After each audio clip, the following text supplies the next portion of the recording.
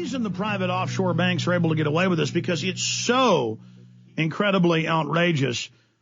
Coming up, we are going to be breaking that down with Bob Chapman next hour, theinternationalforecaster.com. Ron Paul slams Federal Reserve's new dictatorial powers. Congressman tells MSNBC that the very entity responsible for the economic crisis is now more powerful than Congress. Now, that's what Ron Paul said yesterday evening.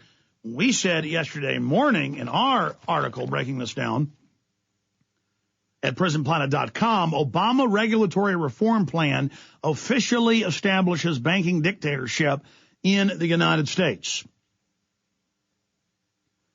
And I've even gotten emails of people going, oh, it's not that bad. Okay, let me explain something.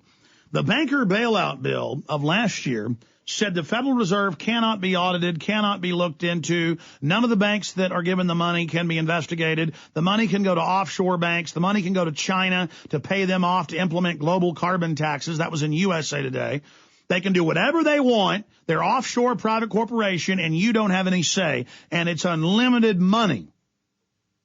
Now, they said that they would immediately spend the trillions of dollars, not $700 billion. They admitted that was just a really big number to put out there to you. The $700 billion was just a really big number, actually small compared to the real number, just so people could quantify that it wasn't an unlimited amount. But Bloomberg reports $14.8 trillion in the first 7 months since that bailout.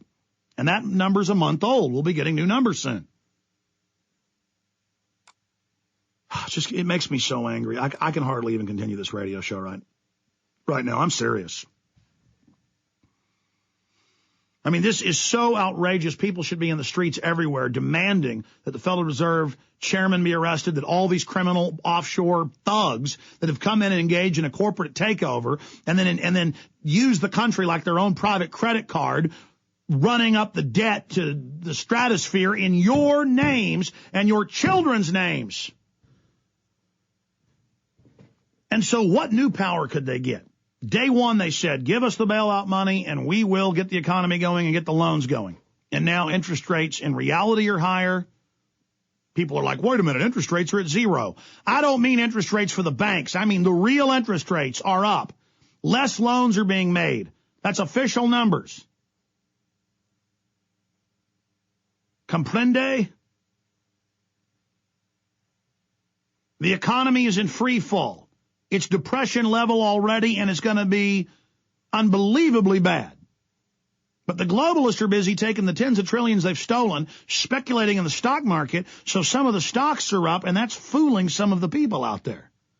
Heaven help you. The real economy is dying, and everything is being fed into the casino stock market. It's all paper. It's all derivative crud. It's a fraud. It's a scam. And the bankers know that. They've got to take all these trillions and get real assets, and a lot of people aren't selling. Oh, GM, you're not going to sell. We'll just federalize you and sell you off to foreign corporations. Oh, your steel mills. The feds say that's part of vital infrastructure. They're seizing it and handing it over to foreign interest. Shareholders in the private Federal Reserve. So see, what new power could they get if they were already given total secrecy and unlimited funds back in October of last year? The next phase would be to call for a new Bank of the World with new regulatory powers over the planet. And they've now done that. And so their regional bank, the Federal Reserve, has to have the unlimited powers now so we can be ruled by this offshore behemoth. And so they're going to run the Congress, the White House, all private industries. The bill states anything and everything connected to the economy, they are over it. And they got paramilitary enforcers ready to come into your factory, your business, your restaurant, your car dealership and take it over. They are going to steal physically at the point of a gun everything this country's built. Look, we'll cover the financial stuff next hour. And I don't want to sound like a broken record on it. It's hardly anybody gets how big this is. That they've stolen more than the GDP in 7 months, 14.8 trillion. I mean, they're just destroying everything. Do you know what this means? And I've got all these economic numbers coming in, Housing prices dropped by 40% in New York. Another one, New York State unemployment soars a 33-year high. The government saying it's 10%. Every economist we have on, top economist, say it's 20%. And they're saying it's going to go to more like 30 in the next few years. You know what that means? That's higher than the Depression. And they're openly taking the stimulus money and hiring youth brigades that march around in red and black uniforms. And the New York Times reports they're hiring felons for the youth brigades. I mean, I'm living in the outer limits or twilight zone. I'm sick of it. I got children that live in this country.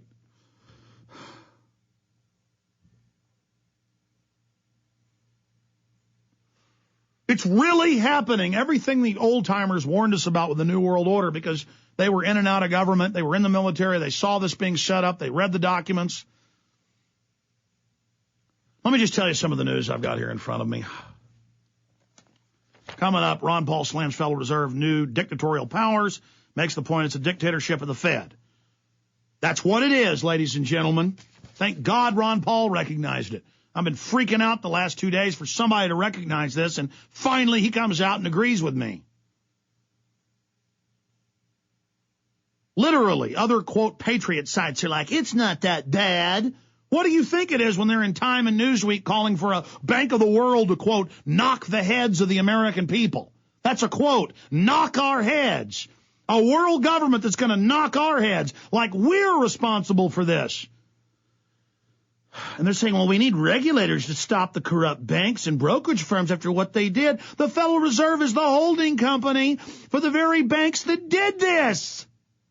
Give them authority to regulate themselves? I am so mad I feel like just smashing the microphone, smashing the studio, and just leaving. I am sick of doing this, and I'm sick of the cowardly public that's so stupid that they're allowing themselves to have their entire birthright stolen. I'm getting a pounding headache. This only happens every once in a while, and you know, sometimes I even end the show when this happens. I just go to rebroadcast because I am feeling extremely angry right now, and it's a rage I can't control. And and you know what? You can call me a weirdo because I get angry about my entire future being destroyed, my children going into offshore banker slavery, the end of the Bill of Rights, the end of the Constitution, all these bills to ban the Second Amendment in Congress with the bastard media saying none of it exists, youth brigades in red and black uniforms marching around, Homeland Security documents saying all protest is terrorism, all the Army training manuals, public mainstream news say any protesting is terrorism, all gun owners are terrorists, all veterans are terrorists. Bull, I almost said it. Bull, you are the terrorist. You people are illegitimate criminal filth. I can't blow up because I'll lose my energy, and I have to work all night on a film I'm working on. So I just hold on. Okay, I got control there. All right. Look at this. Stanford arrested by FBI outside girlfriend's home. You got to love how they're arresting one of the mid-level little criminals that stole, 8 to 20 billion, they're not sure, like Madoff with 50 to 100 billion, the founder of the NASDAQ, one of the people that helped set up this whole system. And then, he acted alone and his family gets to keep all the money. Sure, he swindled people of over $100 billion. The media says 50 billion. Sure, he did all that by himself.